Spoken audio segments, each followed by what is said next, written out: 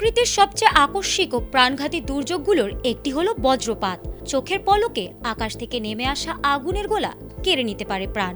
জলবায়ু পরিবর্তনের প্রভাবে সাম্প্রতিক বছরগুলোতে বাংলাদেশে বজ্রপাত এক ভয়াবহ আতঙ্ক হয়ে দাঁড়িয়েছে। তবে বিশেষজ্ঞরা বলছেন এটি কেবল ভাগ্যের খেলা নয়, বরং অসতর্কতা এবং সচেতনতার অভাবই এই মৃত্যুর মিছিলকে দীর্ঘ করছে। গবেষণায় দেখা গেছে বজ্রপাতে প্রাণহানির ক্ষেত্রে একটি নির্দিষ্ট ধরন পরিলক্ষিত হয়। নারীদের তুলনায় পুরুষদের মৃত্যুহার অনেক বেশি, যার প্রধান কারণ তাদের দীর্ঘ সময় বাইরে অবস্থান করা। বিশেষ করে কর্মক্ষম 20 থেকে 45 বছর বয়সী মানুষরাই এর প্রধান শিকার হচ্ছেন। জীবন জীবিকার প্রয়োজনে মাঠে থাকা কৃষক, জলাশয়ে মাছ ধরা জেলে কিংবা নির্মাণ শ্রমিকরা সবচেয়ে বেশি ঝুঁকির মুখে থাকেন।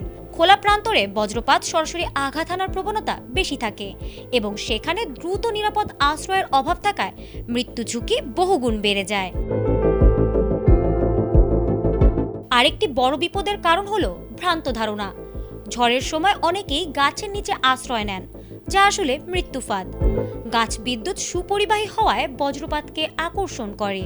এছাড়া বিকেল থেকে সন্ধ্যা পর্যন্ত সময়টি বজ্রপাতের জন্য সবচেয়ে সক্রিয়, যখন মানুষ কাজ সেরে বাড়ি ফেরে বা খেলাধুলায় মত্ত থাকে। বজ্রপাতের তীব্র বিদ্যুৎ প্রবাহ মানুষের হৃদযন্ত্র ও স্নায়ুতন্ত্রকে মুহূর্তেই বিকল করে দেয়, যা থেকে বাঁচার সুযোগ থাকে খুবই কম।